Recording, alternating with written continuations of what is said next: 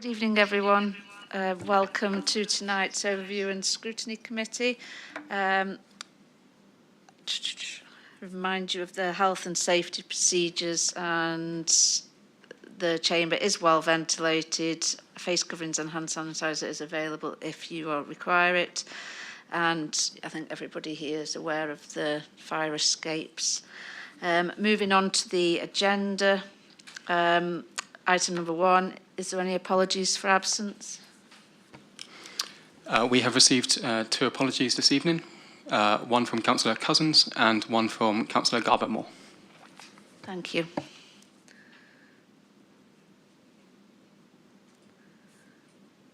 So moving on to agenda item number 2 is the minutes of the meeting held on the 21st of April 2022.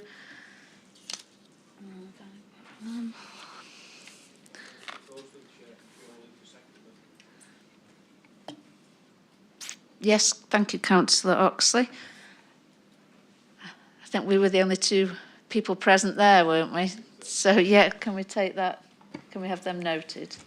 Sorry, Chair, just there's one quick amendment that I think Elizabeth Heath is just going to mention to that minutes. Yep, sorry about that. I forgot about that. If you want to go ahead, please. That's okay, thank you. At the last Overview and Scrutiny Committee, we had a Part B item, excuse me, I've got a sore throat today, which is the External Auditor's Report. So when we undertook the minutes, we should have stated at minute 106 that this was a recommendation to Council, but it was listed or on the minutes as a decision. So in order for the Part B to go to full Council next week, we must make an amendment to that. Please accept my apologies for the error. So the minute should read, it is recommended to Council that the report is noted, rather than the Council notes the External Auditor's Report. We have checked the acceptance of the amended wording with the author of the report, Anton Hodge, our Section 151 officer, and he is happy with the amended wording. So with the approval of committee, I would be grateful if we could just agree to amend the wording in order that the minutes can be approved for the meeting of the 21st of April. Thank you. Thank you. Councillor Oxley. Sorry, could you just have that again, please? Because I'm not sure. I understand this. I understand what we've got to do. I understand it's got to be done. I'm not quite sure the wording you've just used actually does it, because this committee did note, as it says there, we did note the annual external auditor's report. So there should be a second stage that says, and this should be recommended to Council, I think. I would be happy with that wording, Councillor Oxley. So what we've got at the moment is that this council notes the External Auditor's annual report, and what the Section 151 officer had approved was it is recommended to Council that the progress report is noted. Happy to go with your wording that we keep the original wording that the Overview and Scrutiny Committee noted the External Auditor's report, and then we can go on to say that it is recommended to Council that the progress report is noted. That would be perfectly acceptable in order for these minutes to be approved. Okay, thank you. Thank you. Thank you, Elizabeth. So can we take that it's noted? Thank you. I'd still better propose them. They'll be accepted.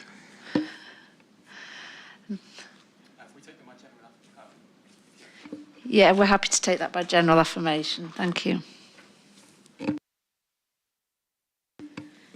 Moving on to urgent business. There is one matter that I'd like to discuss in the urgent business, which is regarding waste removal from properties within Ryedale, and commercial waste and residential waste, and we will discuss this at the end of the meeting. Moving on to number 4, which is declarations of interest. Do any members have any interests to declare? No, there's no interests. Number 5, moving on to the appointment of the Corporate Governance Standards Subcommittee. This is with regard to the subcommittee be established and 3 members of this committee with 1 substitute be drawn from all groups if possible. That might be difficult. Is there anybody that needs to report on this, or do we just decide between ourselves? We just decide amongst ourselves. I looked at the minutes from last year, and actually this committee appointed 3 members, but also 3 substitutes and not 1 substitute. So the committee is free to appoint 1 or 3. It would be up to you to do that. Thank you. Thanks, Elizabeth. I think it might be difficult to appoint 3 substitutes. We'll try and get the 3 members first, if that's okay. Do I have any volunteers? Councillor Brackstone. Put myself down as well, please, Owen. And Councillor Wass. Yeah. So yeah, we can't do that. So Councillor Wass, would you act as substitute? Would one of the independents? Councillor Rain. That is noted, Chair. Okay, thank you. Unfortunately, there's nobody from the other parties here, so they can't do it. Moving on to item number 6, which is the Ryedale District Council 21-22 audit plan. And am I handing over to Gareth? Yeah, happy to Okay. take this item, Chair. Evening, Chair, and evening to other members. So I will take our plan as read, but there's just a few things I wanted to draw out of it, if I may. So turning first to page 8, which sets out members of the audit team, I just wanted to make members aware that Greg Charnley, my colleague also on the online dial-in, is the new audit manager for Ryedale. So Greg is someone who has been involved in the Ryedale audit in our first 3 years to varying degrees. So he knows the finance team here. He knows the sort of key accounting areas, and he's taken over from our colleague Talina De Souza, who was the manager in place for the first 3 years of our tenure as auditors to the council. Talina's still with Grant Thornton, so he's still there to pick his brains if necessary. But it's good that obviously Greg's got good experience of Ryedale from our previous years as auditors, and he comes into that key audit manager role for this year, and we'd expect for next year as well for the last year of the contract. So just turning over the page to page 9, key matters, section 1. It's just worth reiterating that myself, Talina and Greg have continued to meet with key members of the council's finance team and the chief executive.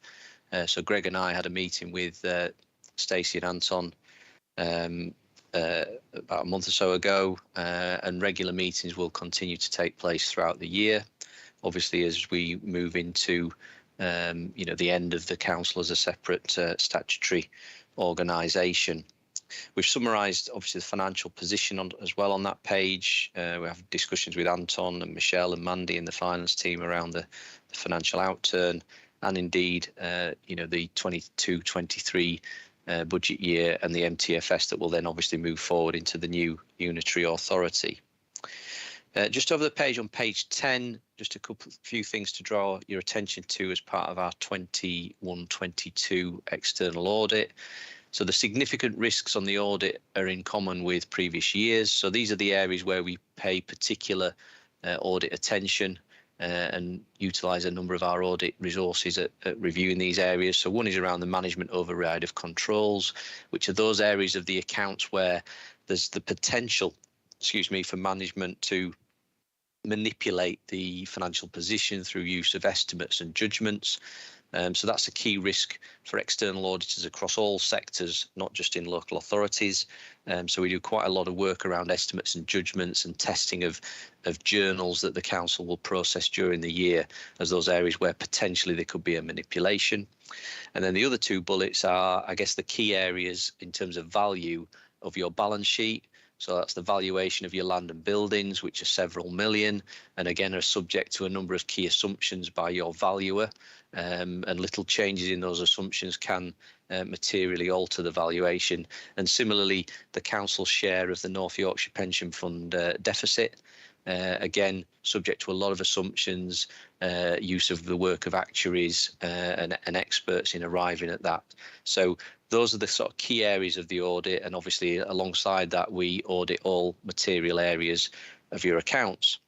And in terms of material areas, that leads us nicely into that materiality section there. So we've based our materiality on your prior year accounts, which comes out at just over £500,000. So again, that's the sort of materiality we'll be working to on the audit. That said, we have a trivial level of reporting to you as audit committee, which is based on a proportion of that. So anything that we find in terms of errors and adjustments and amendments over about £26,000, we would report back to you in our ISA 260 report later this year. In addition to our audit of the accounts, as you know, we do a value for money arrangements review. And at the last meeting, we presented our auditor's annual report on the VFM arrangements. That was a new style report last year under the NAO's new approach to value for money work. So this year will be year 2 of that approach. And again, we'll be performing that later this year. In terms of the logistics and timetable of the audit, we did have a very productive interim audit visit in March and April, liaising with Anton, Michelle and Mandy and the finance team.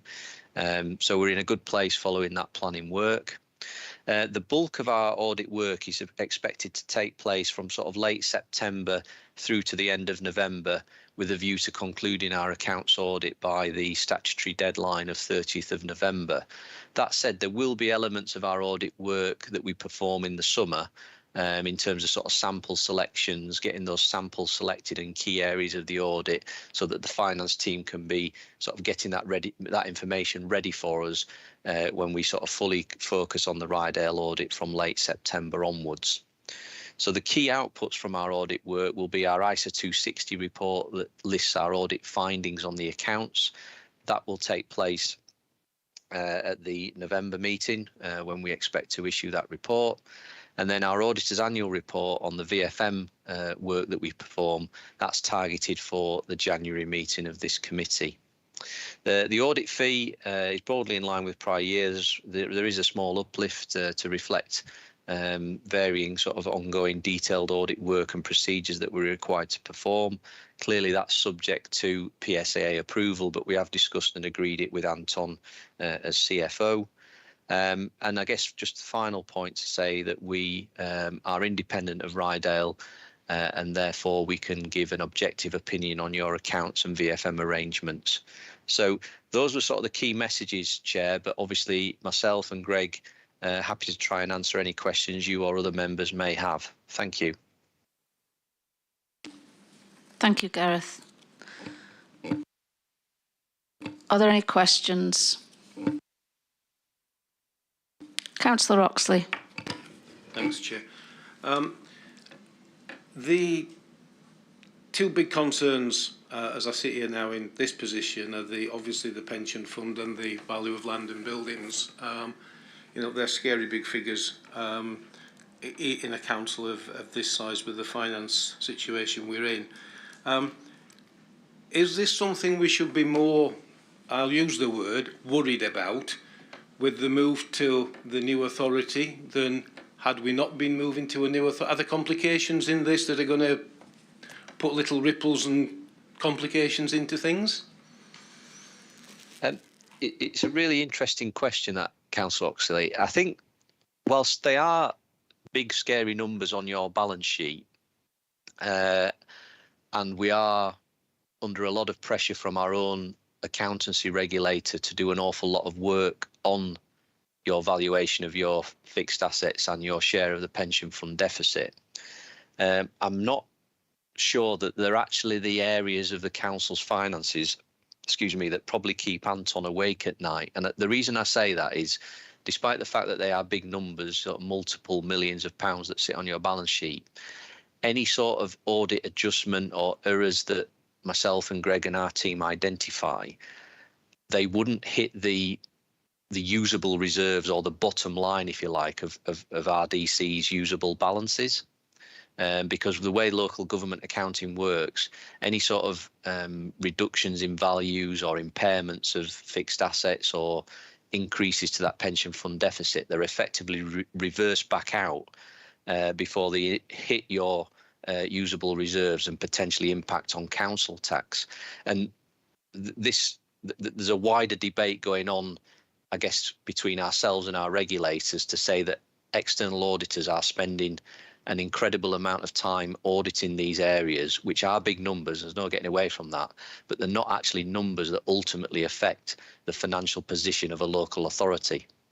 So whilst they are big numbers and we're going to do an awful lot of work on them because that's what our regulators are wanting, they're probably not the numbers that either Anton or you as members need to be worried about.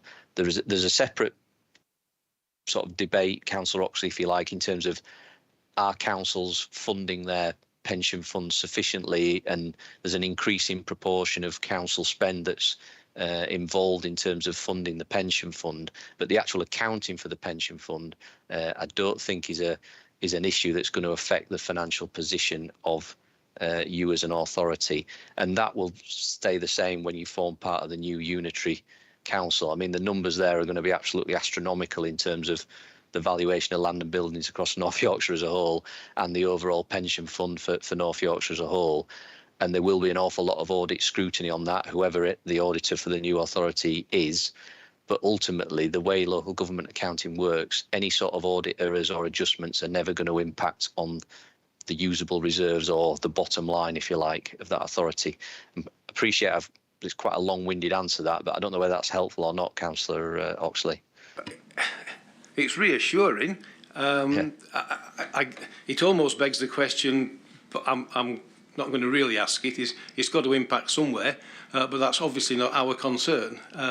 So I'm reassured that that this committee doesn't need to worry about it.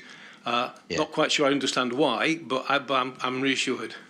I think that, yeah, I mean, you need to be worried that they are materially accurately stated, because ultimately you're approving the accounts in there. And obviously we're talking multi-million pounds of fixed assets and pension fund deficit with a materiality of about £500,000. So that's why there's an awful lot of work goes on to get to a position where we're comfortable they're not materially misstated. But from a pure sort of financial health of RDC, any sort of errors and adjustments on there would not impact on usable reserves.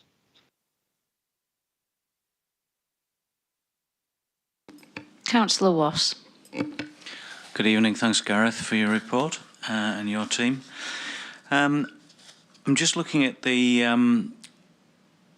evaluation of land and buildings, and I was just wondering if you could shed some light on the finite details of how this works, because there's an annual review, it says here, on page 12, and I was just wondering who actually does the reviewing, firstly, and then what I would like to know also is that if something is valued at a certain price, for want of a better word, and then the market changes, and we're hearing in the press at the moment that there could be a downturn in land and housing, etc.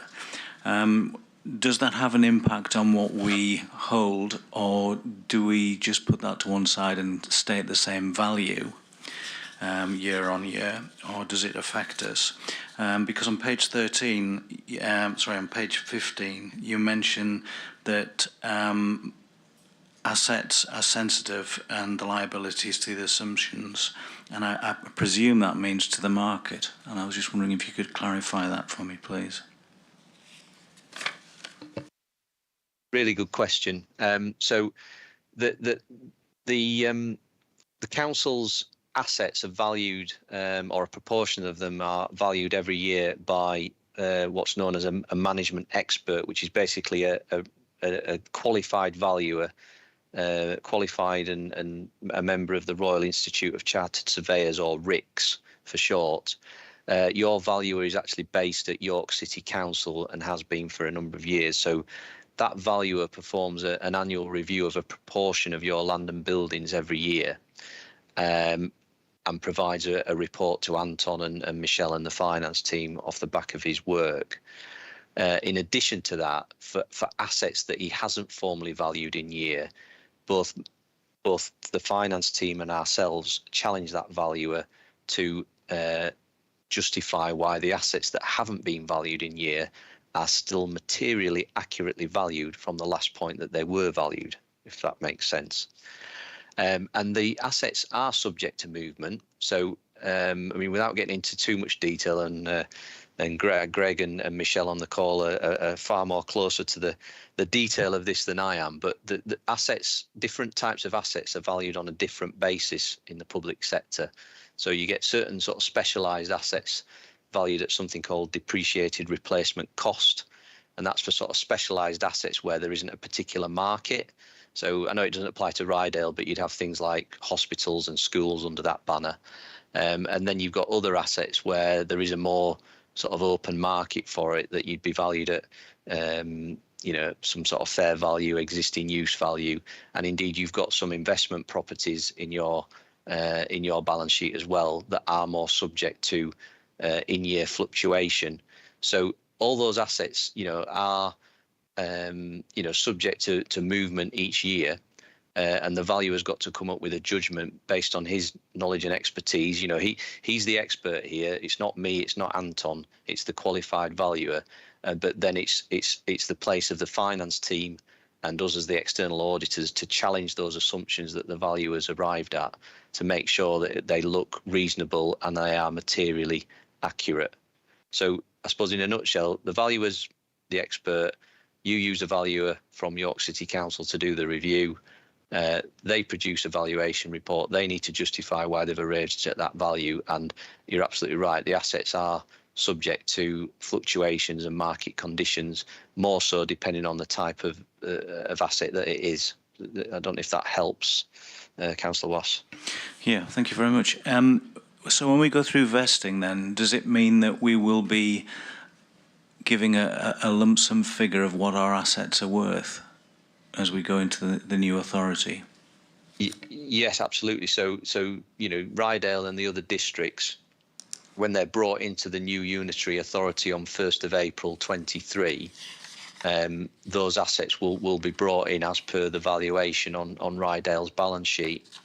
And then what will happen is, obviously, the 22-23 external audit of Ryedale and the other districts is broadly going to take place in the run up to Christmas 23, and any audit adjustments as part of that process will then have to be backdated to the 1st of April as part of the new authority's balance sheet. If that makes sense. Yeah, that's great. And just one final one, Gareth, please. You yourself mentioned the senior officer's remuneration at 20,000. Yep. How is that benchmark determined? Yeah, good question. So we always have a lower level of materiality on the senior officers or directors' remuneration, given the fact that it's a sensitive disclosure in the accounts. It's one that generally is of public interest, and therefore we normally pull in a lower level of materiality for that. It's basically audited judgment, so it's typically somewhere between 10 and 50,000. From my point of view, I normally go with something around the 20k mark. I mean, my past experience of Ryedale, to be fair, even if we found a very small variance in our audit testing compared to what was already disclosed in that particular note, then Anton, Michelle, Mandy would typically update the note anyway, even if it was less than a £20,000 error. So, we typically set that lower level given the sensitive nature and I guess the public interest of it. And when we have found little adjustments and amendments in the past at Ryedale, they've always been processed, even though they've been a lot less than 20,000, because management have been quite keen to make sure that note is as accurate as possible. Okay, that's great. Thank you. Is there any other questions?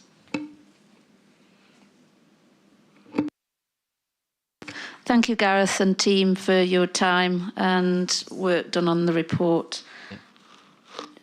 Thank you, Chair. If it's okay with you, Chair, Greg and I are still sort of finalising our NHS deadlines today, if that's okay. So if we're all right to dial off, Chair, and we'll see you in another few months, if that's okay. Okay, yes, thanks, Gareth. That's fine. Thank you. Good and hope night. the rest of the meeting goes well. Thank you.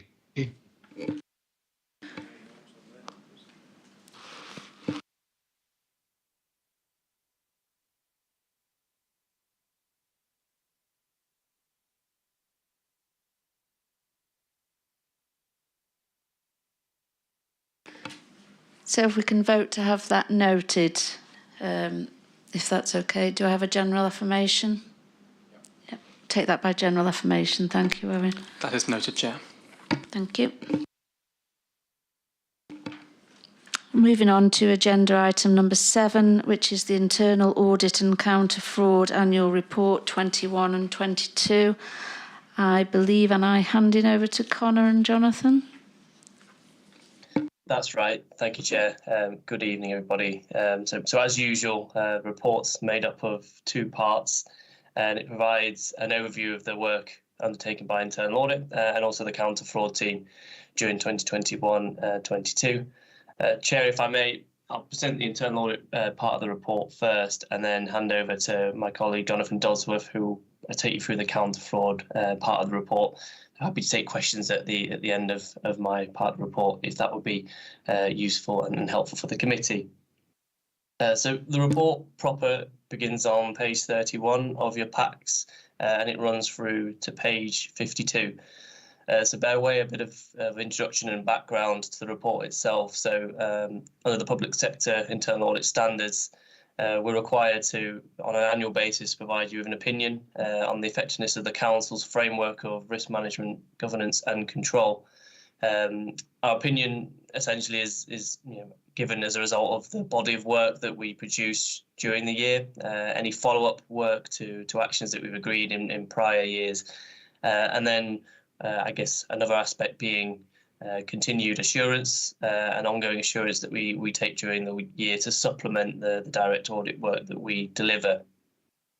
So the body of the report really begins in terms of paragraphs 2 onwards, in the sense of, like last year, it's been a similarly difficult 12 months for the council, with it in the early part of the year still dealing with the impact of COVID-19, and then as that just dissipated slightly, there's been an increasing and significant workload associated with LGR, as resource across the council at different levels and in different capacities has been redirected towards LGR to make a success of the programme from the District Council's perspective.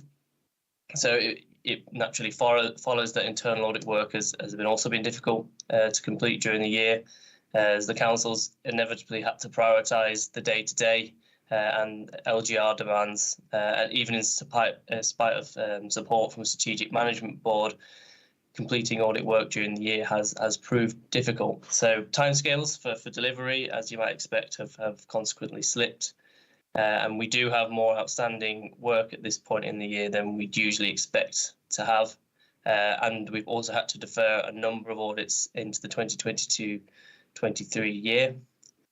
Audit work itself, so the current status of 2021-22 work, which we're still working towards completion on, is shown in more detail at Appendix A in the report on page 38.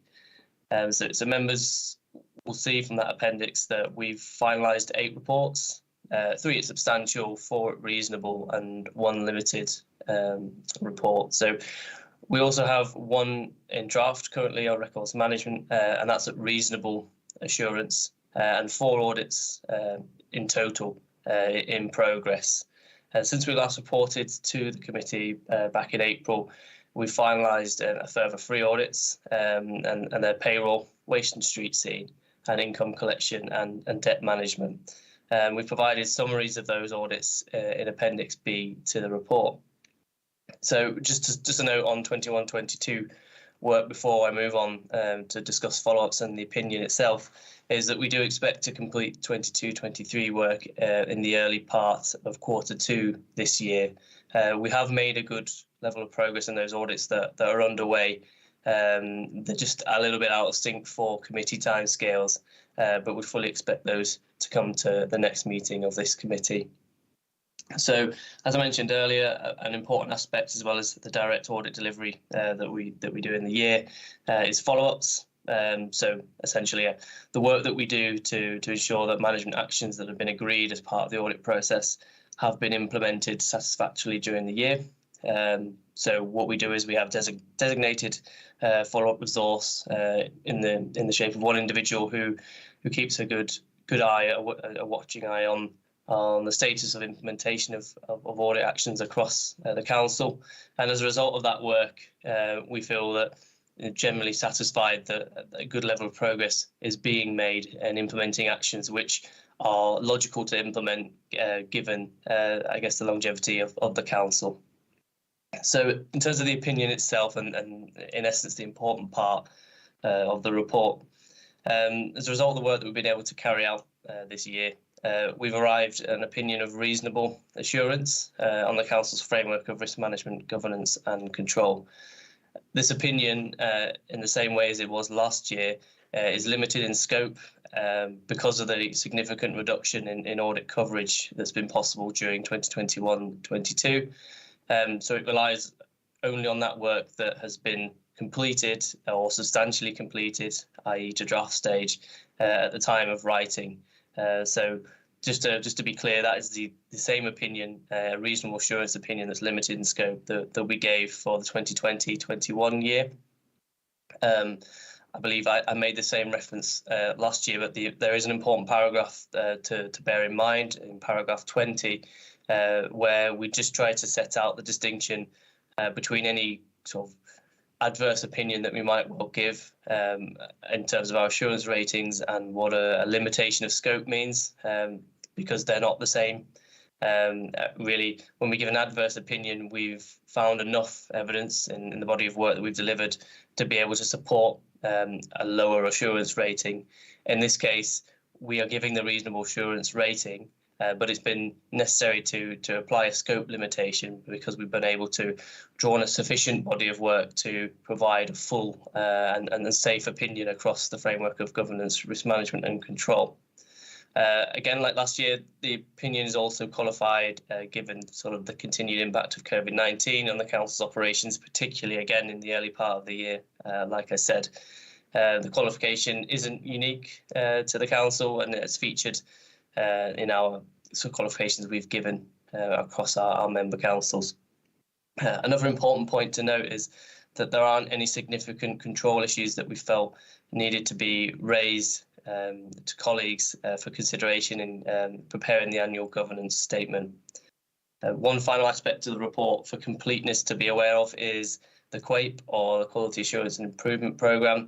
So we're required to present the results of that to committee every year, and to make sure that behind the scenes we're updating our quality assurance framework and our arrangements so that the results and the audit works that we deliver for yourself are backed by reliable, repeatable processes that essentially have that integrity that we ought to be delivering as a professional service provider. We're required to have an external assessment every 5 years.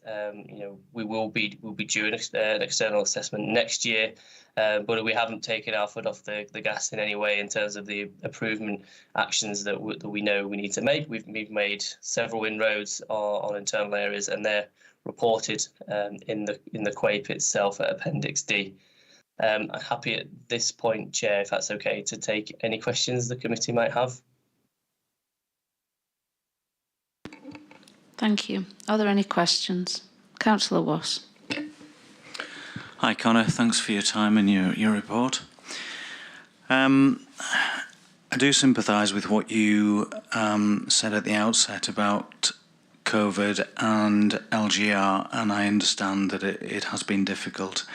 I have mentioned this before, though, in terms of COVID, the rest of the country has moved on, and I think we've got to get to a stage where, with all due respect, we can't really trigger this as an excuse. A lot of this is presumably data driven that we're looking at, and you mentioned there that we have limited audit coverage, and then we're forming opinions, and you yourself said we've got a lack of evidence in certain areas, but then you say we've got enough evidence. So how can we form an opinion if we're doubting what we've got? Because that's the way it seems to be coming across, and I don't want to appear negative because there's a lot of very good things in this report. But it's just the tenure of what you're putting forward to us, and then we're missing certain parts of the puzzle, if you like, and you're saying, well, we're going to have this later on in the year. And it just fills me with a little bit of doubt in some areas, and it seemed to come across in what you were saying, I'm afraid. Thank you, Councillor Ross. Yeah, absolutely. Yes, it's again, it's an astute observation. A limitation of scope, and actually an opinion that isn't limited in any way is ultimately a matter of professional judgment. I think in previous reports to yourselves, we've made reference to those 11 key assurance areas. So it isn't just about the quantum of work, and I know I referred to it as body of work. Actually, it's around the coverage and the types of audits that we're able to undertake. The committee will be used to seeing audit plans divided up by corporate and cross-cutting areas, financial areas, technical and projects and service areas. And what we're saying is, yes, we have got a body of work, and if we were to map it across those areas for ease of reference, we have some work that enables us to provide a level of an opinion, but we can't necessarily support it to the extent that we would like. So obviously we're able to give an opinion on risk management, governance and control. That's a really quite an extensive requirement on us to be able to give that full opinion, and it's just that body of work, that quantum of work, and the nature of where it has been and had to be because of priorities, and where we've reasonably been able to make progress. It is risk-based, it has always been risk-based, and it will be risk-based, but it's kind of tinged with a little bit of reality in terms of where practically we can add value, and that isn't always on the biggest ticket items. So with some of those missing from the programme, it felt professionally the right thing to do to limit the scope. Yeah, I do appreciate that, and I do appreciate the work you're doing, and it's just when we've got to scrutinise things, and I'm seeing the bulk of what we've got in the audit here, the opinions are reasonable, substantial, then reasonable, limited. It just makes you have to ask certain questions because we're accountable at the end of the day, and just various things that you mentioned in your talk there just fills me with what kind of security have we got moving forward with this, and the best way to be honest and show us, and that's what I want really. And you did mention about the 5 years, and that was going to be my next question actually, was when are we due this? And you mentioned it's next year, so I presume it's been at least 4 years since we've had that kind of external assessment. Yes, that's right, Councillor Ross. You were last presented with the outcome of our QAPE, I believe, in November 2018. We haven't yet got that scheduled to be undertaken. It's likely, given timescales, that it will be something which we'll be presenting to the new unitary authority. So I guess what I would say in response to that is an external assessment is always good to get an independent pair of eyes. We often work in a way where we rotate round similar audit providers which are set up in the same way as ourselves, so partnerships, so that we're getting real quality and knowledgeable insights from people in the profession. So it really is a useful tool for us. But I would say more so it's our own sort of drive and our efforts to improve which form the heart of the QAPE. And we do have our own quality assurance group internally who just this year have undertaken 2 bits of work in key areas, one being our approach to follow-ups and the extent to which we meet SIAS requirements, and a second one on actually how we arrive at our opinions for individual audits. So are we being consistent and with our audit manual guidance? So there are two key pieces of work which are fundamental to keeping us to task, really. So I think probably what I'm trying to say there is that an external assessment is important, but we're never taking our eye off the ball on the quality angle at all. And in fact, we pride ourselves on holding ourselves to account in that regard. Great. Okay. Thank you, Conor. Thanks for your answers. Thank you. Thank you. Councillor Oxley. Yeah, I don't want to go back around the same circle, but the same sort of concerns. I think what worries me slightly more is that we're not only looking now back at 1 year, we're looking back at what is in effect almost 3 years where we've had this level of sort of substantial assurance with gaps.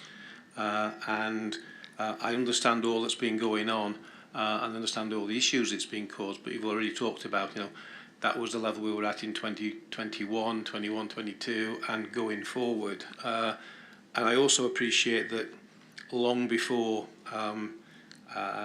this tranche of work is done, we won't be sat here anymore and you'll be reporting to somebody different.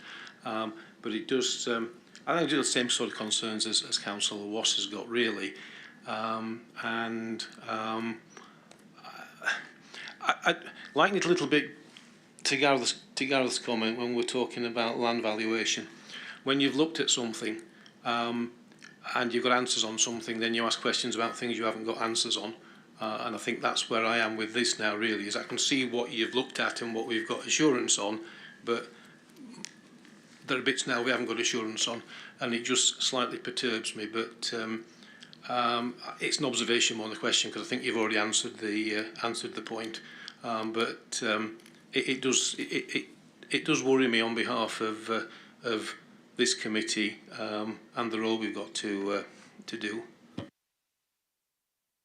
Thank you, Councillor Oxley. Yeah, absolutely noted. And what I would say is, yeah, I mean, it probably will come as no surprise as a committee that it's going to be an exceptionally difficult year. Again, with it's going to be a truncated year with vesting date being sort of end of March, and given this inherent lag that has crept in, as you rightly referred to, over the last couple of years, we'll need to work at some speed to deliver assurances across the council, and we'll need real cooperation that we've enjoyed to date, within has been within the limits of what is reasonable. So obviously there's rhetoric around the new authority safe and legal on day one. Every audit that we'll do in the year will have that lens. Why are we doing this audit in LGR year? And it should absolutely be to give those assurances to the likes of yourselves that the key areas that we should be looking at are legally compliant, and don't leave this council as transferring any sort of liabilities over to the new authority, but actually giving you those positive assurances, hopefully, as a result of our work. So yeah, it's a little bit about turning the dial up for this year, and hopefully that's achievable with the support of colleagues in Strategic Management Board and below.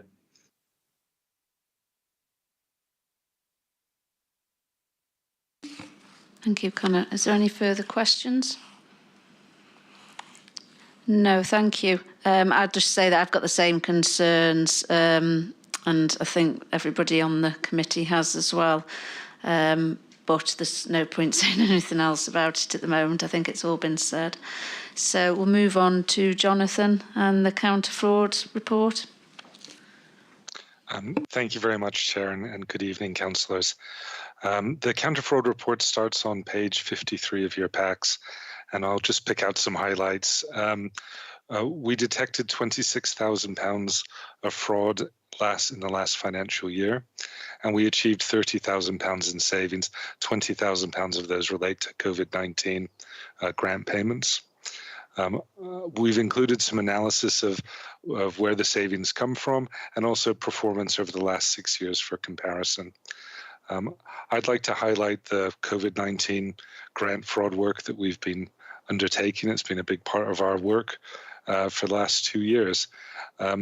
In total, at Ryedale District Council, we've detected £50,000 worth of fraud. That's granted and attempted fraud. But to put that into context, the council paid out over £47 million worth of fraud. So the amount detected represents just 1/10 of a percent of the total amounts paid out.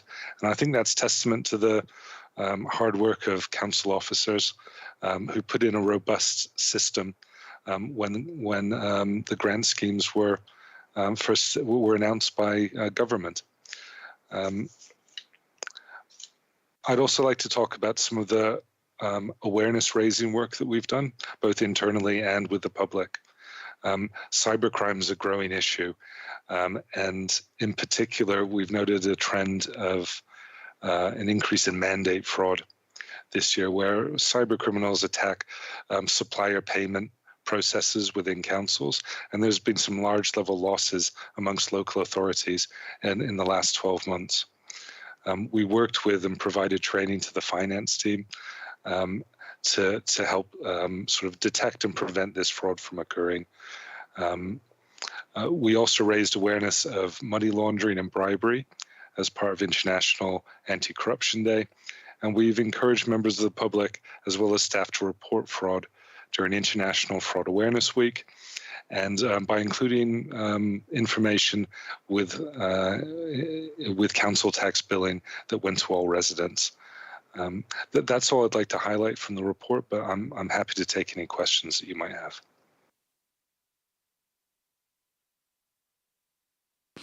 Thank you, Jonathan. Is there any questions?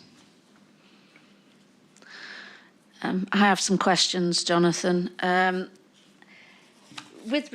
With regards to the grants during COVID, how was it looked into with holiday homes getting them grants, and how was this determined? Because a lot of people changed ownership uses during that time to rent out properties, and it's believed that they may have got these grants when they shouldn't have got them, and also that they're not paying council tax, but they're still using the services provided by RDC.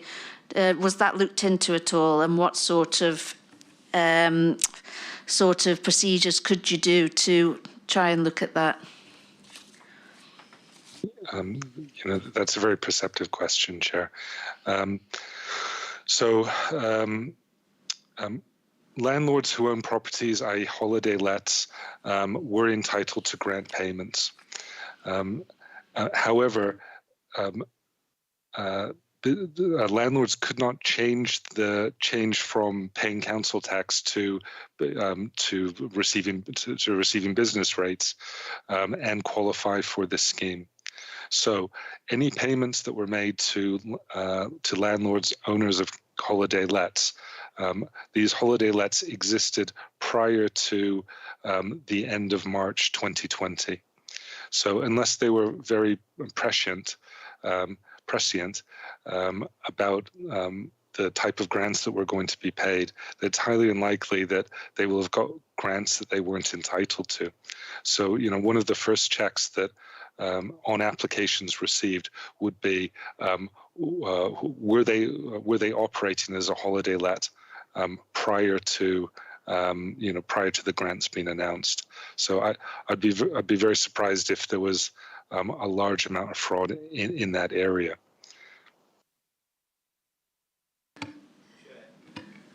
Councillor Oxley. Yeah, I'd be much more comfortable at this stage if I could declare an interest during that time period I was an owner of holiday lets. Thank you, Councillor Oxley. Are you going to leave the room? I will leave it to you, Chair. I'm not taking any part. I hear exactly what Jonathan said and understand it, but if you'd prefer me to leave, I'm happy to. No, I'm happy for you to stay if you just don't take any part in it, thanks. Jonathan, I'm aware of people that seem to have got this money when they had only just been preparing their properties for holiday lets. I think the concern as well is that what sort of procedure do they have to go to And what evidence did they have to show to prove that they had changed use? And what about the properties that haven't changed use, that are still may have got them grants when they weren't paying any council tax or business rates at that time? Yes, landlords who own holiday lets can commit fraud, and that's and they do this by not renting out their property for a sufficient length of time in the course of a year. So a holiday let owner has to show that they had somewhere in the region of 170 days in a year rented out. However, the government scheme didn't require that. It required that the businesses or the holiday lets were registered as of the end of March 2020. So yes, there's definitely were winners and losers in terms of grant payments. Some people may have just set up a holiday let, they may have just registered it with a council, and they may have received a grant. Equally, somebody might have been preparing to rent out a holiday let and they hadn't declared it, registered it by that date. It could have been a few days out. They would not have received it. Unfortunately, I think the grant schemes had the best intentions. They tried to get money out to businesses. However, everything was done very much at speed, and there wasn't an appreciation of the fine, the fine balance between some of these things. So, as I say, I'm aware of some holiday let owners receiving large amounts of money from grants.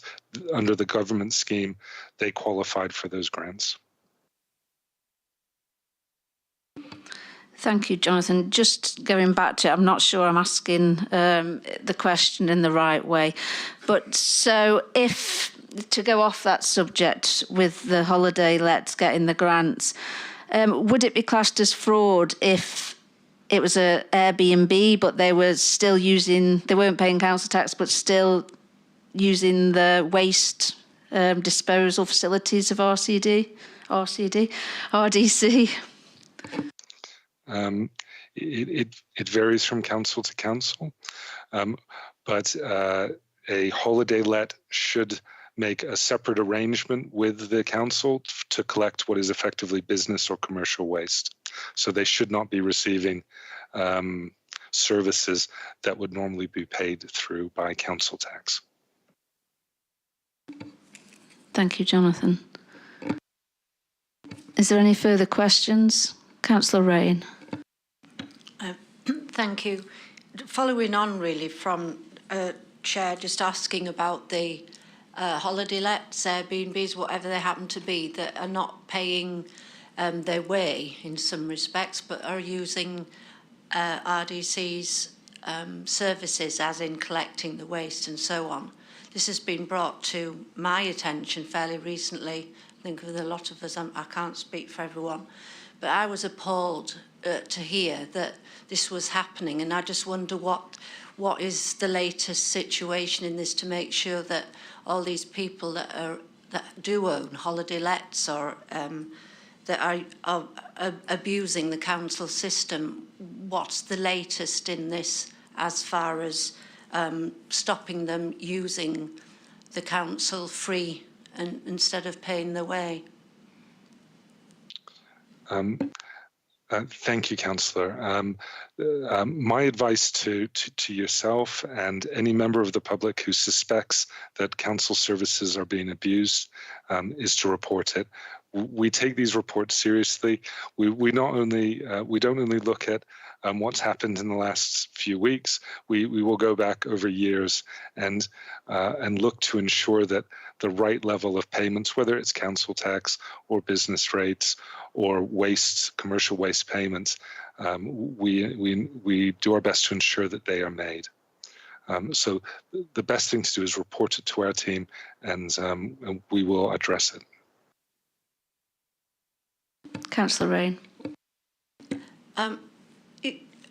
I just sort of like worry that the council obviously have a list of their holiday properties, who's not paying the council tax or whatever they don't pay.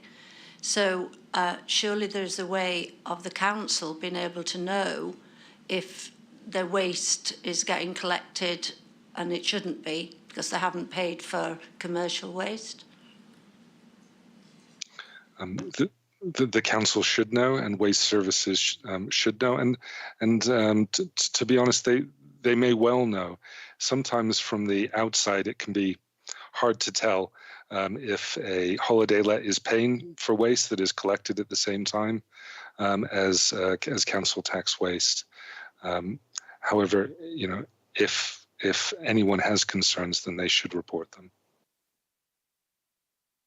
Thank you, Jonathan. There is another question from Councillor Watts, but just before that, to the committee, we are discussing this later. I just wanted to ask Jonathan's view on it from the fraud aspect. Councillor Watts. Thank you, Chair. It was the question that Councillor Rain asked, actually, about the list being available. If we are discussing this later, I'll do that then. Thank you.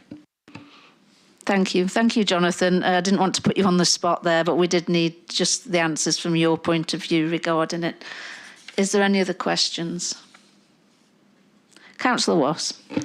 Yeah, just before you do go, Jonathan, where would the accountability lie then if the council do have these lists, you know, in terms of fraud? What should have been the protocol if it has been infringed, shall we say?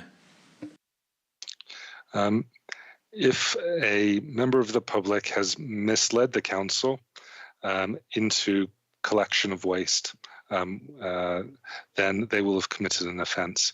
If the council has collected waste through not looking at this, through not looking at their own systems, then that is the error lies with the council, in my opinion, and speaking generally.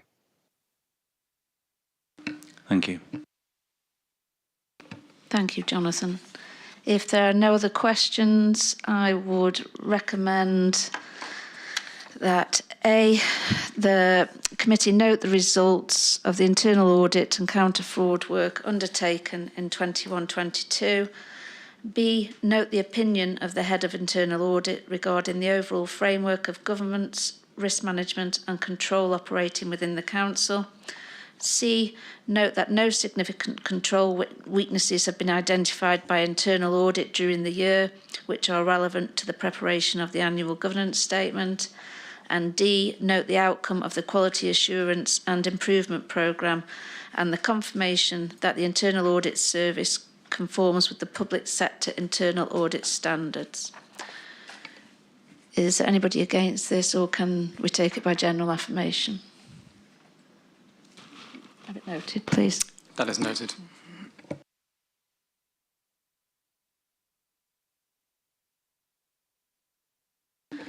Moving on now to agenda item number 8, which is the progress on the Equalities Action Plan.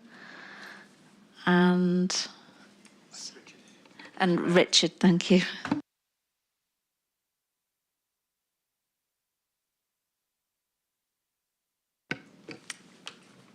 Good evening, everyone. Yeah, I'm Richard May. I'm the Corporate Resources Manager. I've just joined the council about 12 weeks ago. Delighted to be here tonight to talk to you about the progress we're making with equality, diversity and inclusion. First thing that I just want to flag is on the report itself. It said that it's recommended to council. It is actually recommended to committee, so it is for this body to note. What I want to do is just sort of talk you through really where we are with the Equalities Action Plan. Back in September, this committee approved a new equalities statement and action plan for the council to take forward. Since then, we've been sort of working really hard to try and get progress to many of the actions that have been identified. We do have a legal duty for the delivery of equalities, so we've got a legal responsibility to eliminate unlawful discrimination, harassment and victimisation. We need to advance equality and opportunity between different groups and foster good relations between different groups. And I think the variety of different actions that we've delivered over the last 9 months certainly show that we're moving in the right direction. There is some significant highlights that I think it's useful to share with the committee. The first one is about the improving insight that we've now got through localities work that we've undertaken, where we're understanding a little bit more about how different communities operate and what the significant challenges are across different communities, whether that's from a sort of distance to amenities and services, or whether it's something that might be linked to sort of age and the age profile of different communities. So this is all going to be really useful work for us as we go through sort of in the future, looking at sort of transport and other services as well. We've undertaken numerous campaigns supporting sort of national campaigns, national agendas around sort of safeguarding sort of vulnerable children. But we've also done a significant number of work internally as well, where we're looking at sort of mental health of colleagues and staff and making sure that we've got mental health first aiders in place. We've created a Equalities Action Plan, which again has been revised for 22-23, which has been shared as part of the documentation that you've received. And we've also introduced a brand new system just recently called Commonplace, and this will be a really good opportunity for local people to share what's happening in their communities in a way that gives us an online platform and visibility of those issues that people are experiencing, and they can share and discuss that with the council. So it's a really good way for us to improve sort of collaboration with communities, but also to use it as a consultation mechanism. So I'm really happy to take any questions. Thank you, and thank you for your report. Are there any questions? Councillor Wass. Hi, Richard, and welcome. Good to see you. In terms of equality, I mean, obviously it embraces so many facets now in our society. In what ways can we be sure that we're being compliant and, for want of a better expression, ahead of the game? Because, you know, for years we have learned in different ways what is correct, what is not correct. Some of that's wrong. And now, with so much diversification, and rightly so, we need to understand and embrace this. But what is going to be the way forward in terms of keeping us, you know, ahead of whatever we need to know? Because obviously, if we say the wrong things, we're immediately at fault.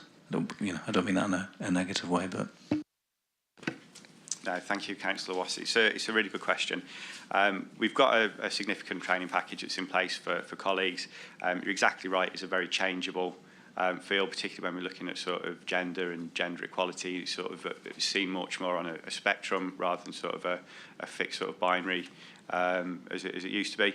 So I think we're doing a lot of work in that area, and it's just about keeping on top of it as much as we can. But we've got a really good training package that's in place through North Yorkshire, and we're also sort of looking at sort of where we can get sort of good insight from various different community groups and community partners as well that are specialising in those areas to make sure that we're aware of sort of, like you say, the correct terminology or the right information that we need to be getting out to those groups. So yeah, we're looking at building the network of various different organisations that we're working with as well to support us with that.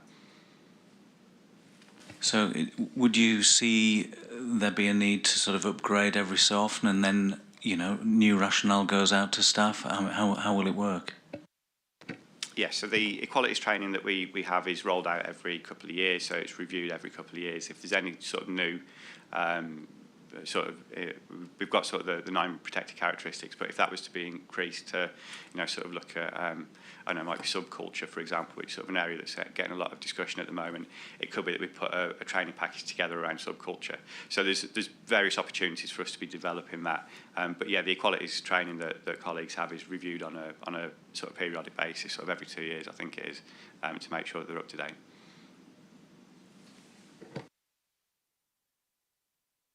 Councillor Oxley.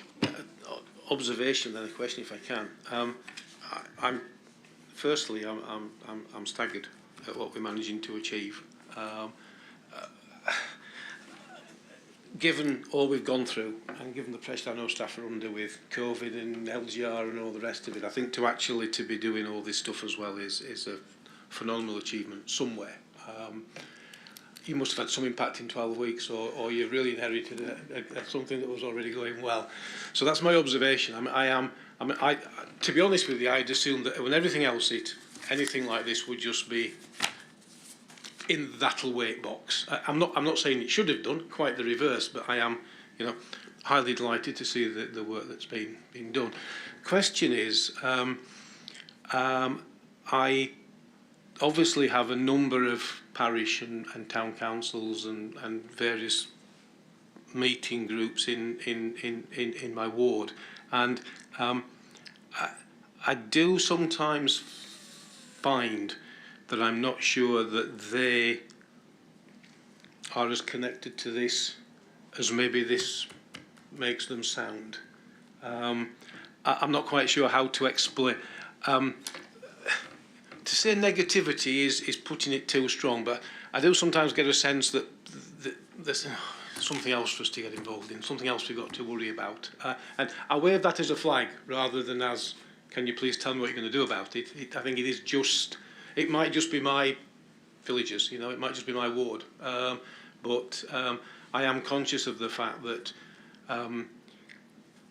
parish clerks, town clerks and the councils out there, whatever level they're at, do get very concerned about we're not paid for this, we're all volunteers, this is swamping us a little bit. And I just sort of like to wave that flag at people and about how you might handle it or how you handle it or, going forward. Just be careful that they don't, you don't lose them at just the time when you want to catch them, if that makes. I think that makes perfect sense. Thank you. I want to put Richard in the spot, so I'll just kind of come in.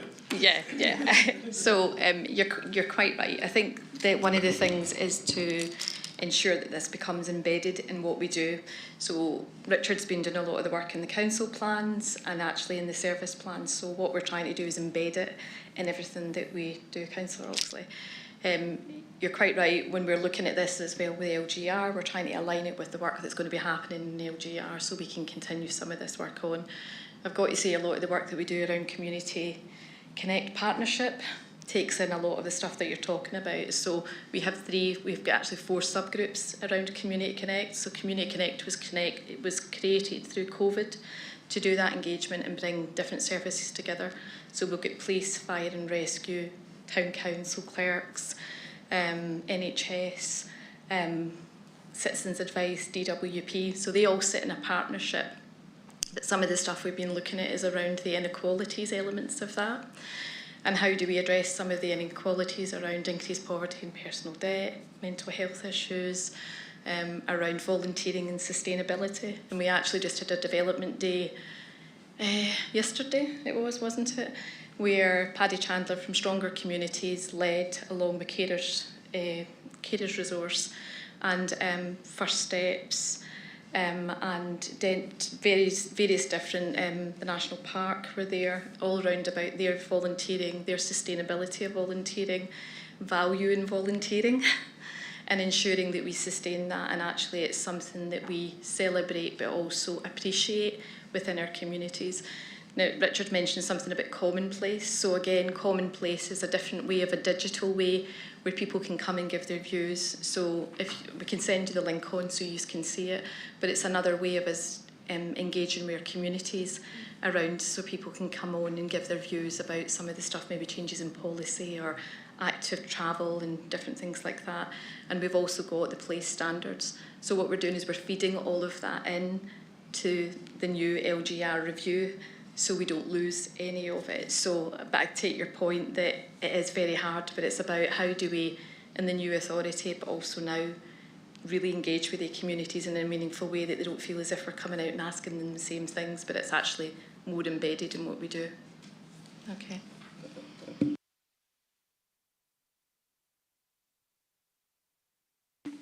Are there any further questions? Thanks for all your work, Richard, and thanks for your report.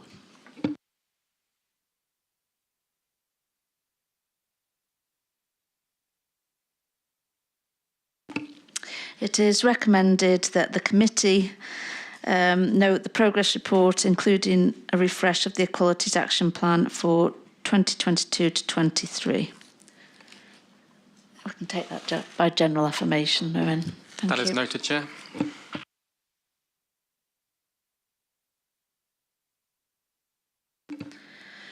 Moving on to agenda item number 9, which is customer complaints and compliments. And I think Jenny will be doing that.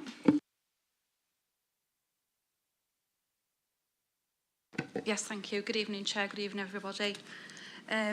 So the purpose of this report is to provide an update on the customer complaints and compliments received in 2021-22 to the end of Q4 reporting period ending on the 31st of March 22. It's recommended to note and endorse the continued good performance of complaints and compliments received in the fourth quarter of 21-22 of the reporting cycle. Since the Q3 update in February 2022, the Council has responded to a further 11 complaints in the period between the 1st of January and the 31st of March 22. Q4 figures show an increase in complaints compared to the last quarter of 4. In Q4, 7 of the complaints, which is 64%, have been dealt with under our Stage 1 complaints procedure, with 4 complainants, 36%, remaining dissatisfied with the Stage 1 outcome and advancing onto the Stage 2 of the corporate complaints process. All Stage 2 complaints, which are 4 in total, submitted in Q4 were handled within the standard timeframe. A detailed analysis of the breakdown of the complaint topics, timescales and outcomes can be found in Appendix 1. When analysing the customer complaints, it's important that this is done in conjunction with our compliments received to provide a full picture of the customer feedback. The number of service compliments recording in the 21-22 Q4 period from the 1st of January 2022 to the 31st of March 22 was 21. This accounts for 24% of all compliments received during the reporting year to date. Of the 21 compliments received, 9 of these were in relation to the planning service, and a full list of the compliments can be found in Appendix 1. So I'm hoping that the recommendations for this report can be approved, and I'm happy to take any questions.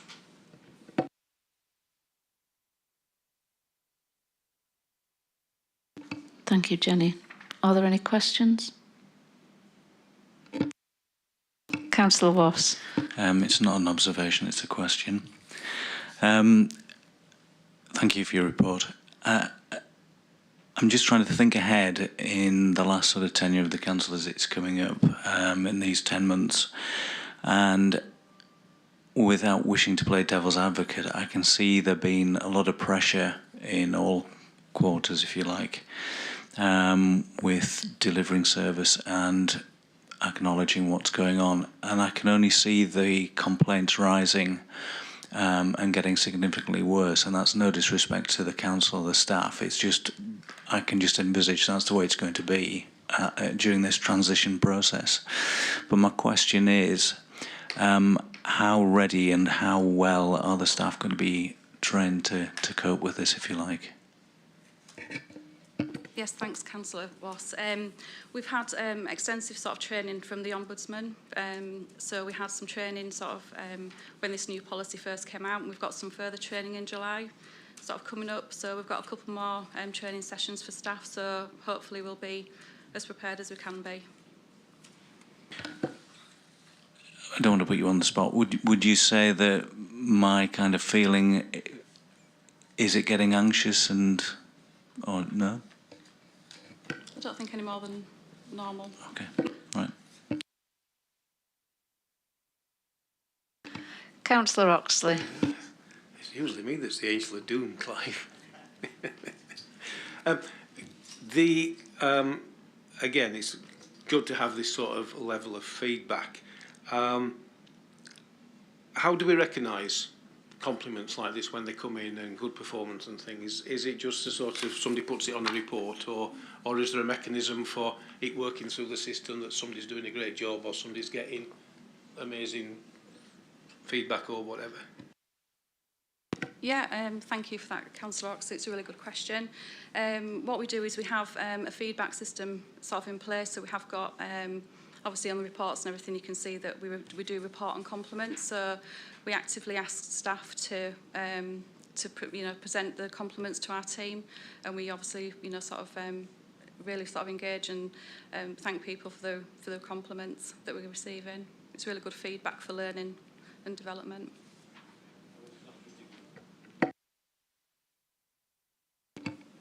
Is there any other questions? Thanks for your report. It was nice to see that there was more planning compliments than complaints this time.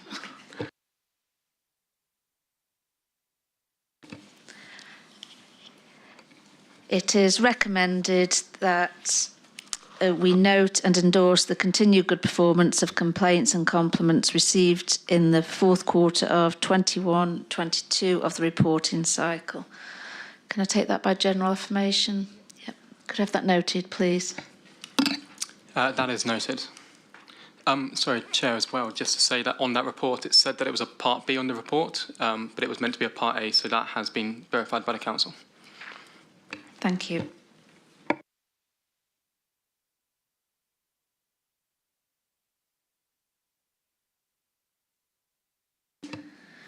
Moving on to agenda item number 10, which is the decisions from other committees. I believe everybody was provided with the minutes to the Policy and Resources Committee held on the 6th of June 2022. Is there any comments or queries regarding the minutes?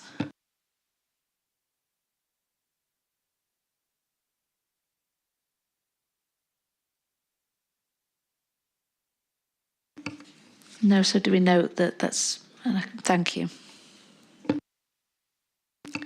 Moving on to agenda item number 11, which is the ONS forward plan.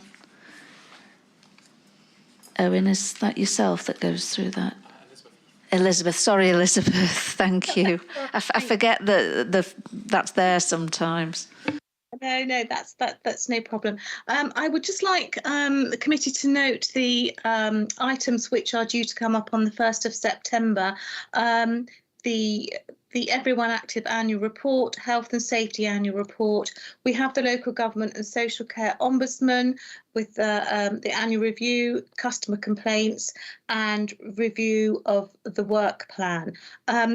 Depending on what the committee decide in relation to the urgent business that we're going to talk about with the waste contracts and the holiday lets, may I suggest to the committee that we might want to think about adding an additional item on the 1st of October so that the committee can be updated on the progress that we are making in this matter. We do have policies and procedures in place, and I'm sure we will debate that further very shortly, but I think it would be an opportune moment to update where we are, how far we've come, what we're doing, and in order that we can disseminate this to all members of council.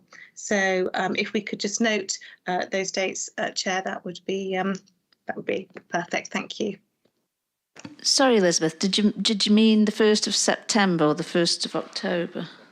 1st of September. Oh, right, okay, yeah, thanks. I just panicked then that you were trying to put it back to the October. Okay, thank you. Thank you. Noted. Thank you.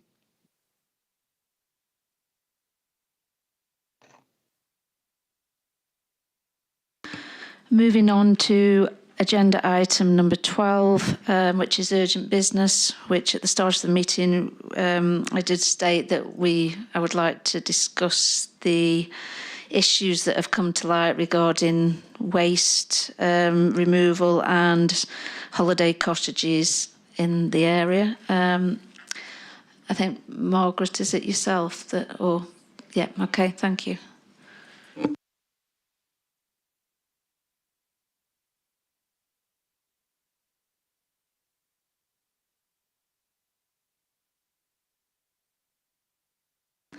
Obviously, you've been made aware of the issues that have been brought to the fore and the concerns that a lot of councillors now have, that this hasn't been dealt with previously. So if you want to go through what's happening at the moment, and then we can go from there. Thank you. Yeah, I'll let Becky update where they are with it. Obviously, in the financial strategy that was recognised at council, there was a request for additional street scene audit work to be undertaken, and that was approved.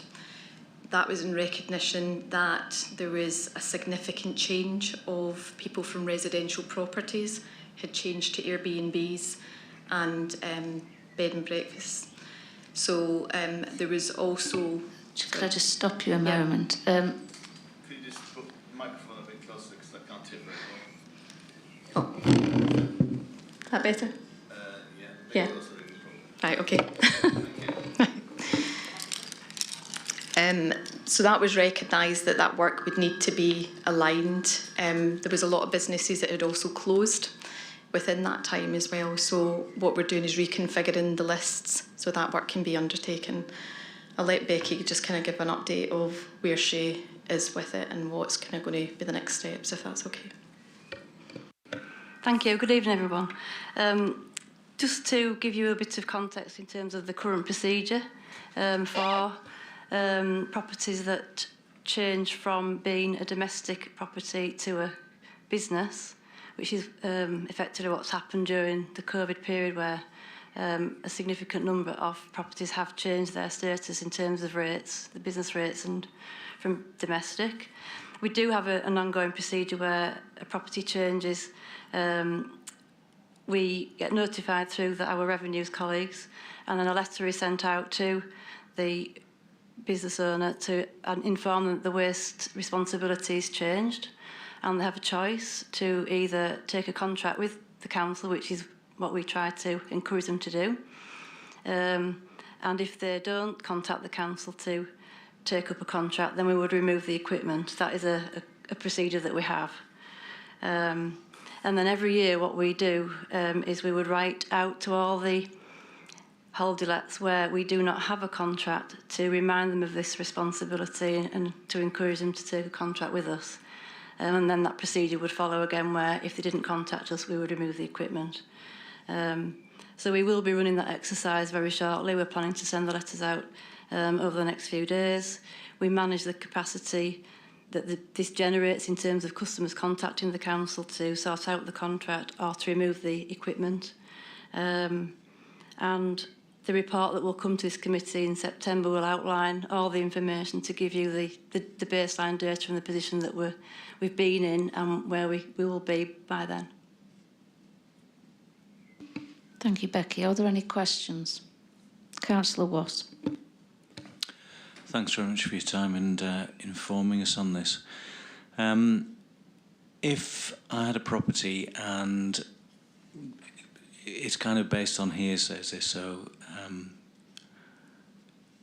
I've got to be careful how I say it, but if the people coming to collect my waste didn't know I was an Airbnb or had a holiday let, I could stick a bin out and they would take it, basically. My question is, at what level do whoever needs to know what they're collecting and why should they be collecting it? I know it's an onerous task, but I mean, basically it boils down to that. So anybody could stick anything out they wanted, and unbeknown to whoever's picking it up, they will pick it up. In terms of the procedure that we have, if a contract exists, the bin would have a sticker on it to denote that it's trade waste, which is how our crews would know. But in the procedure where a property may change, we do allow some time, 14 days for that change, so we would continue to collect the domestic waste until we knew what was happening. That is the procedure. We are looking at our procedures as part of this piece of work because we are aware that the stickers that go onto the bin sometimes are removed, and the audit and inspection that we're planning with an additional resource will help us to actually be out on the ground to have a look to see what's happened, if that is the case, if we suspect something is happening like that. Plus the crews do have a facility in the vehicle to actually report through the in-cab technology if they suspect that there is something that needs further investigation. They don't currently know the rateable status of a property. That isn't the information that the crews have, but that is the procedure that I've described earlier. That's what we have, and that's how we manage the whole process. I just didn't know whether it was, immediate enough, because I know with the technology we have now and satellite technology, you could have things in the cab straight away where crews know exactly what they should be picking up at that point in time, as long as it's been updated. Obviously, it's not their problem, but it's that information that they need. But obviously, it's onerous and it's a time factor. But it's just interesting to see whether or not they actually do know what they should be picking up, and there's no grey areas there. At the moment, the technology in the vehicles for the business-rated properties isn't part of the current system, but that is what we're looking at the moment in terms of our review of this area. Councillor Rain. Thank you. It's been mentioned about changing of business during COVID. Forgive me, but I'm not sure how long this fraud or whatever, I think it was Jonathan said, you know, it was, this is important.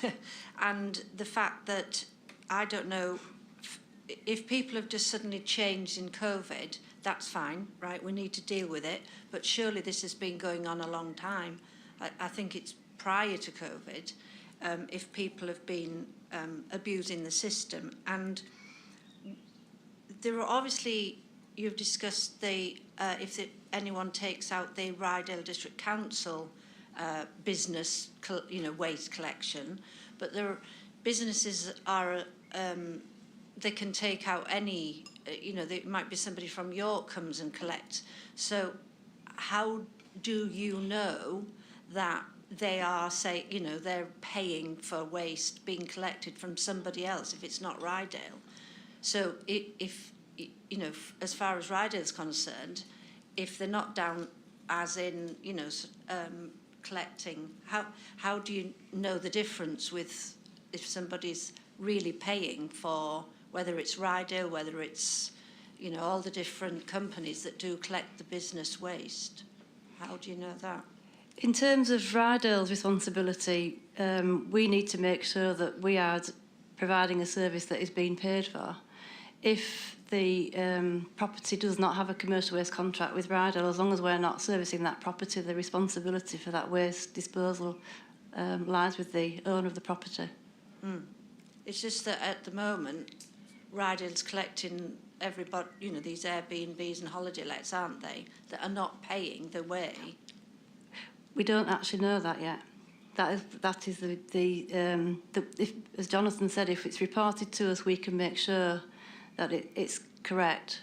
And the recent ones that have been highlighted to us, the waste collection arrangements that are in place are correct.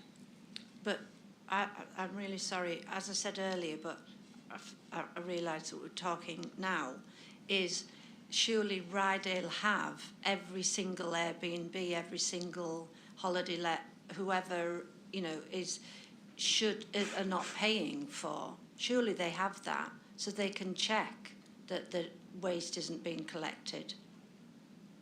But I've been round and talked to, like the refuge men, and they said, we haven't a clue, we just collect it because the bin's out. It's back to what I said earlier. It's if there's a contract in place, our collectors will empty the bin. If there isn't a contract in place, we have the procedure to remove the equipment, and that's the exercise that we repeat annually. Now, during COVID, it was very different because managing the commercial waste during the lockdown periods was a mammoth task in terms of just making sure we were on top of the services that were being provided during the lockdown and which types of businesses could operate and which ones couldn't. So the exercise that I'm describing didn't take place during COVID, but that's what we are about to do again now, and that's what you're saying. We look at the properties that we don't have a contract with and we write to them, and then we either arrange a contract or withdraw the equipment. That is due to start next week. And did you say that the crews in the vehicles will be able to, like they do with the garden waste, to know who's paid, who hasn't paid? They will be able to know, so they're not collecting from people that don't deserve it? That's something that we'll look at in terms of the technology, but the system we have with the stickers is the way that the crews would know at the moment. With the stickers? Yes, there's like a trade waste sticker goes onto they get taken off. they're on the bin, so the crews know it's a commercial contract. Councillor Braxton. So I just picked up there that you said annually, and the question that I was going to ask is how often are these lists kind of updated, and when were they last looked at, and are they looked at every, quarter, or every 6 months, or every year, annually? Thank you.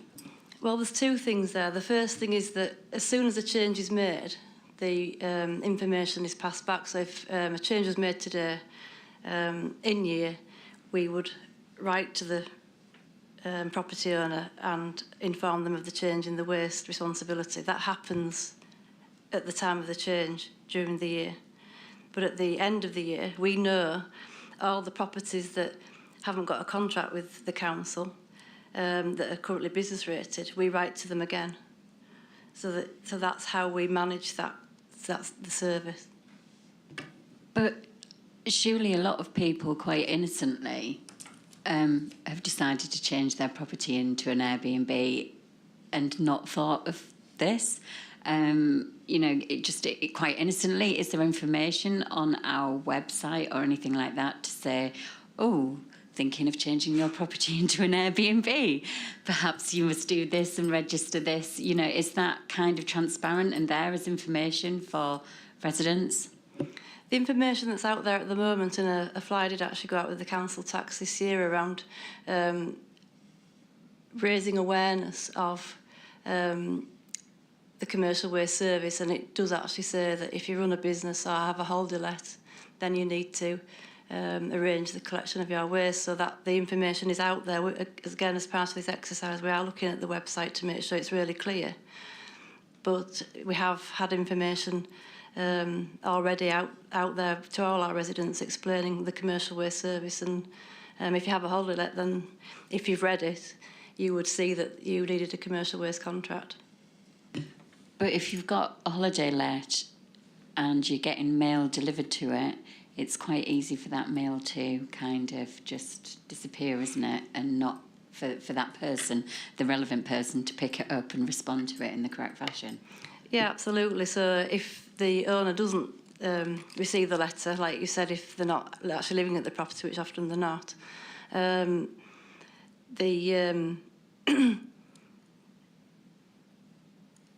I've lost my train of thought now, actually, in terms of... Just repeat the question. I was just asking about how effective it is sending a letter to through a door where potentially the person that you're trying to reach doesn't actually live there because it is a second home or a holiday let. That stuff will just get thrown out with the charity bin bag collections that get put through and things like that. Yeah, so what will happen there if they haven't received the letter is the equipment will be removed, and then they get back in touch to ask us to see why the bin has been taken away, and then we would tell them that it's because you're a business now and you need a commercial waste contract, and then hopefully we can arrange the contract with them.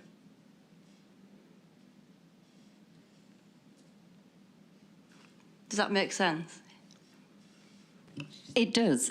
It just doesn't seem like a great system. Can I just... So one of the... Councillor Middleton, one of the things that we've picked up, because there's been such a lot of change, Councillor Braxton, you're quite right in the fact that because there's been a significant change, we've noticed a lot of private rented actually going to Airbnb. It doesn't necessarily mean that when you're sending it to that address, the person's getting it. So what we're trying to align together is to make sure it's the owner's name and the address of the owner of the property and where they reside. So that piece of work is, I've asked Becky to make sure she's working with a revenue service to make sure that the two things are picked up, because you're quite right, it could go to the property and the people are not aren't at the property for a long period of time. So that's one of the things that we've kind of highlighted is maybe a gap, shall we say, that we need to pick up. So that's why we're wanting to do the whole audit, because I think we just need to review the whole kind of process from the beginning to the end to ensure that can be sure where we are with our baselines and actually what improvements we can make to the service. Yeah, I mean, we covered a different, it was actually a different subject in the pre-meet, but we were actually talking about looking into housing and trying to find out how many second homes we had, how many Airbnbs we had, how many, you know, it would be really interesting. I know it's a big piece of work to obviously undertake, but from a housing point of view, and I'm talking about my day job here, and, you know, people really struggling to get rentals and things like that, it would be very interesting to know what proportion of housing actually was what. That's something that I can find out from the housing team and also from the revenues team, if that's something that we could try and pull together. I'm not quite sure how big a piece of work that is, but happy to kind of like go and speak to the services about it and then come back to you, if that's okay. Okay, thank you. Perhaps if I could just add there, as part of the work we'll do for the report back to this committee, all properties do have what's called a SIC code, and it denotes whether it's a hotel or a caravan site, so we can look at that as part of that piece of work. Councillor Rain. Thank you. Just wondering, because obviously it was mentioned, I think it was Jonathan, that these people are committing offence. Those are the words he used. And I think surely the council can go now and take away every single bin so that the waste disposal men don't pick them up, because they say they do, of every Airbnb and every holiday letter, you know, all those that are not paying the way to have this service. Surely the council can now go get rid of all those bins now, because you've got those lists. Why should we be told that if somebody knows somebody's committing, let us know? Surely the council have this information. This is what I think we're trying to say. So then, right, they're not paying, we'll go take the bin away now. We don't have to wait for some member of the public, surely, to say they're Airbnb, they're a holiday home. And surely this will save a heck of a lot of money if they start paying the way to have it taken away. The exercise that we'll go through, we'll do just that, but I will liaise with the fraud team as part of this piece of work, just to get their advice in terms of the position we found ourselves in. But what I would encourage is anything that you do identify, we will investigate, because it could be that the property hasn't actually been changed from a domestic to a holiday let through the valuation office. So there's a number of steps in the process, and we just need to, each one will be different, but we will look at all of this as part of this piece of work. Thank you. Councillor Wass. Thank you, Chair. It's a difficult scenario, really, but from the information I've been hearing and the questions that have been asked, it doesn't seem as though the system, if you can call it a system, was very transparent and clear in the first place. There's too many possibilities of where things can go wrong with this. And it's hard on the people in Ryedale who have been honest and actually declared their waste and pay their way. And as Jonathan said, and I asked the question specifically for that reason, is, you know, if it's the council that's been at fault, there's no way we can reclaim anything that we've lost. So the revenue, in terms of what fraud has been committed, has been our own fault, and that is a worrying state of affairs. And the other question really is, if this hadn't been brought to our attention in whichever form and however this has appeared, you know, this would have kept on going and it would have been fine to do, which is also very worrying. Can I just, we have actually undertaken a waste review, and this was one of the things that was highlighted in it. So although it's been raised and gratefully raised, and it should be raised, it was actually one of the things that was raised in the review that we were looking at.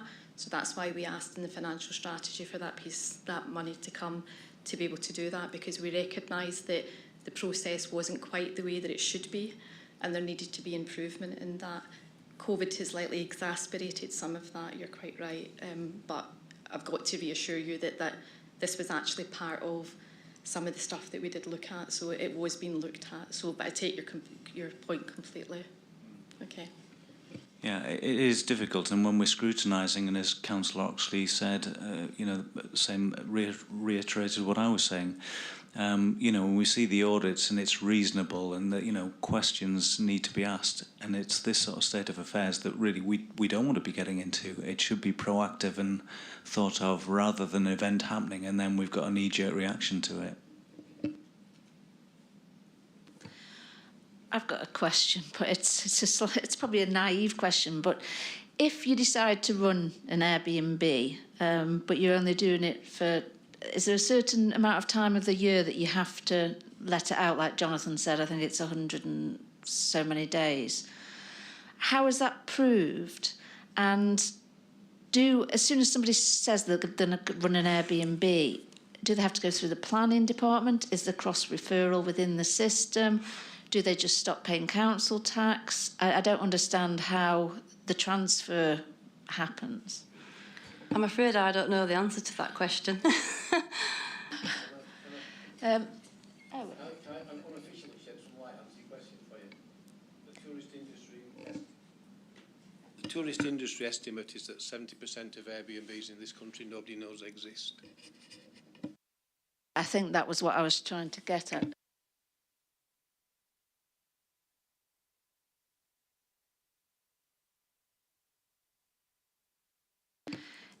Elizabeth, I've got Councillor Thackeray here as a member of the public. I'm happy to let him speak, but I think I have to get your permission.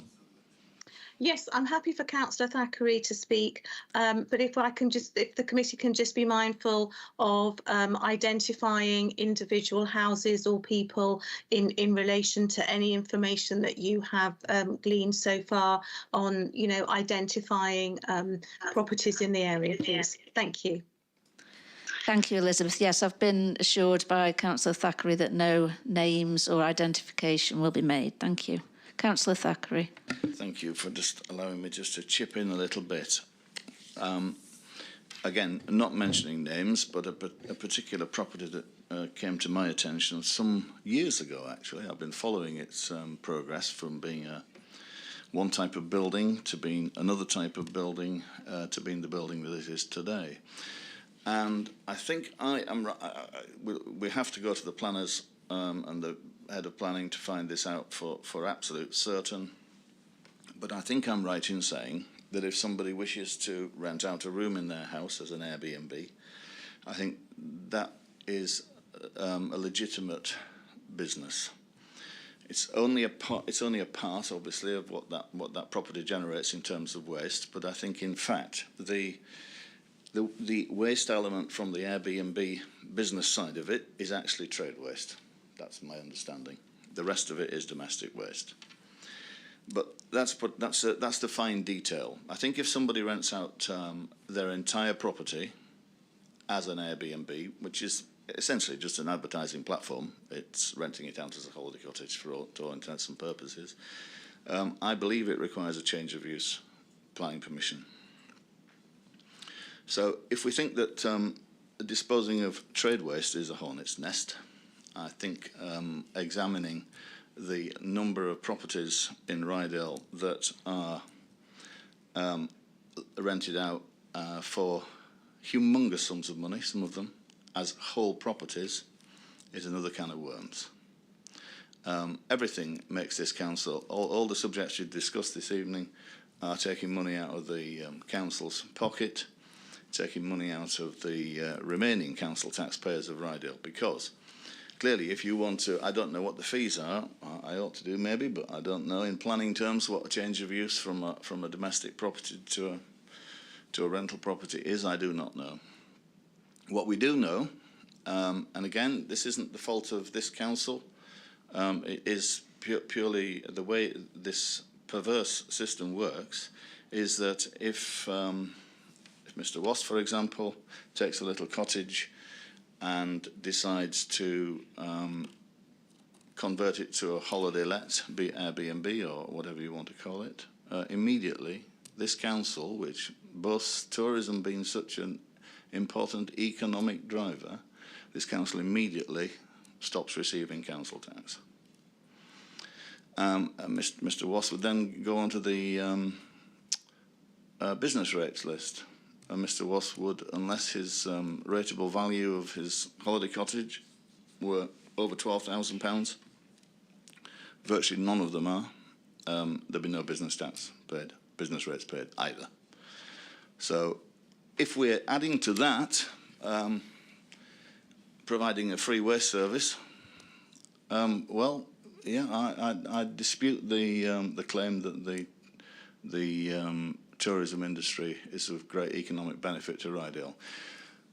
The other question, of course, that I think Councillor Brackstone mentioned or raised is the impact that that has on the available houses for people to rent in Ryedale, or buy, for that matter.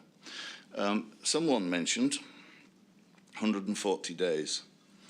We have lots of applications come before us for holiday lets, holiday cottages, and the conditions, I can't repeat them verbatim, but they are along the lines of that the property shall be available for renting for 140 days a year. And I think the key words are available, or shall be available. In England, there is no law to say that you must let that property. In Wales, you must let that property for 70 days of the year, but in England, not at all. So it's my theory, just my theory, and I haven't tested this out with the legal profession, is that a person, for example, who might be living in Sheffield or London, can buy a cottage in Ryedale and basically, as things stand at the moment, say, this is a holiday cottage. And it is available to rent for 140 days of the year. There's an advert saying £75,000 a week or whatever you want. And this person can live in London, visit and stay in his holiday cottage, second home by any other name, and the council receives no council tax and the council receives no business rates. I don't think I need to say any more. In terms of trade waste, listening to everything that's said tonight, if it was me and trying to raise money for the council, I would be advocating probably a softer sales pitch. Rather than just nicking the bins, I would be saying, let's try and sell these people the product, because we're in competition with Brunton's, Biffa, whoever, your waste or whoever, and Ryedale, I think, should be selling its services positively, you know, offering a service, a good service. If they don't want it, and then take the bins. So yeah, but the model of identification has to be the garden waste system. Just to test it out for myself, I bought 2 waste licenses. I thought I might just, over 2 weeks, when all the weight of grass has sunk down, actually manage to get all my grass into 2 bins. I'm not sure. But immediately I can go online to the Ryedale District Council website and pay online for 2 licenses. Within 2 days, I already have one little credit card thing attached to one bin. A new one came through the post with a letter. Here it is. I attach it, and the bins get emptied. And the bin crew know in cab that I paid. Becky will attest to this. It shows up in colour on their little screen. And also we need a separate coloured bin for trade waste. Then there is no, is it, isn't it? It's a blue bin and it's got a stamp on it and it says Ryedale District Council Trade Waste. Bang. Just like Brunton, Biffa, Your Waste, whoever. That's my suggestion anyway. But planning permissions, that's the next step. How much money are we hemorrhaging out of people running businesses with no planning permission? It's not. I can't answer the question. Thank you, Councillor Thackeray. I think it's been something that I haven't been aware of. I don't think Councillor Rain has either. So I think all the information you've provided has been useful. Is there any other comments or questions? Wild gardening, Simon. Save on your grass. Thank you, Becky and Margaret. I know it's quite. I think you've been getting a lot of queries regarding this, but I think you've gathered now that it is something that we need to be looking at because we're losing money where we could be making money, and it's not fair on people that are paying taxes that other people aren't. Thank you. I think that concludes the meeting. Thank you to everyone for your attendance, and thank you for the reports, the officers and Councillor Thackeray.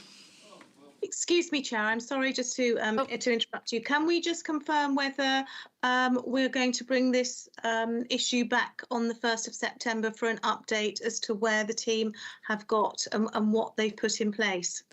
Yes, I thought we already had agreed that, Elizabeth. I think we said the report was going to come on the 1st of September. As long as we've approved it. Thank you very much. Okay, thank you.